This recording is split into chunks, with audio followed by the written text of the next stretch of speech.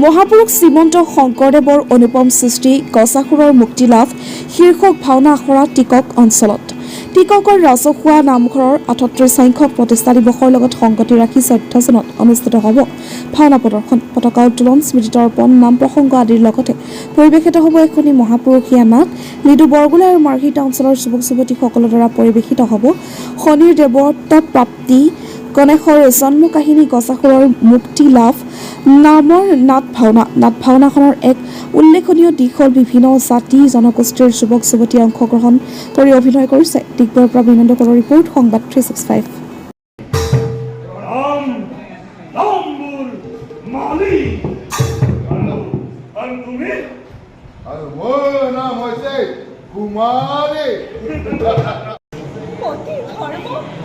আৰু মাতৃত্বৰ মাজত বন্ধ উপজে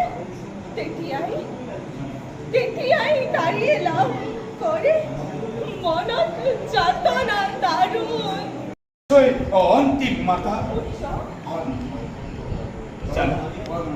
কোৱা জননী, ব্যক্ত কৰা মোৰ সত্য পৰিচয়। আজি আমি সমূহ টিককবাসী ৰাইজে একত্ৰিত হৈ আমি টিকক নামঘৰত এখনি মহাপুৰুষীয়া নাট মঞ্চস্থ কৰিবলৈ লোৱা হৈছে। নামঘৰৰ বৰ্ষিকাৰ লগত সংগতি ৰাখি অহা 14 জুন তাৰিখে আমি নামঘৰত এই নাটভাগি মঞ্চস্থ হ'ব আৰু দিনৰ ভাগত আমাৰ বৰ কাম আৰম্ভ হ'ব। গতিকে আমি এই সংবাদ মাধ্যমৰ যোগেদিয়েই সকলো মাৰ্ঘেৰিটা সমজিলাৰ ভকত বৈষ্ণৱক আমাৰ লগত আহি একত্ৰিত হৈ তেখেতলোকে আমাক যাতে সেৱা শুশ্ৰূষা কৰিবলৈ সুবিধা কৰি দিয়ে, তাৰ কাৰণে আমি তেখেতলোকৰ ওচৰত চিৰকৃতজ্ঞ হ'ম।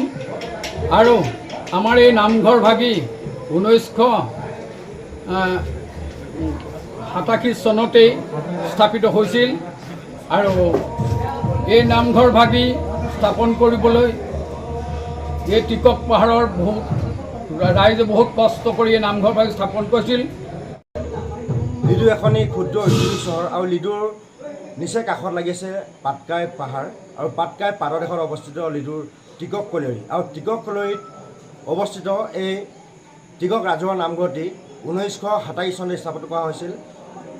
কৰ্মসূত্ৰে অহা অসমৰ বিভিন্ন ঠাইৰ পৰা অহা কৰ্মসূত্ৰে অহা কেইজনমান মুছলিমৰ ব্যক্তিৰ প্ৰচেষ্টাত আৰু সেই নামঘৰটি বৰ্তমান ভূপালীজন্য বৰ্ষ অতিক্ৰম কৰি বৰ্তমান 38 সংখ্যক প্ৰতিষ্ঠা দিৱসত উপনীত হৈছে আৰু 38 সংখ্যক প্ৰতিষ্ঠা দিৱসৰ লগত সংগতি ৰাখি এভাগি মহাপুৰুষীয়া নাট প্ৰদৰ্শনৰ আয়োজন কৰা হৈছে অহা 14 জুন অৰ্থাৎ 30 জেঠ তাৰিখে যিহেতু এই টিকক ৰাজহুৱা নামঘৰটিৰ প্ৰতিষ্ঠা দিৱসৰ দিন আৰু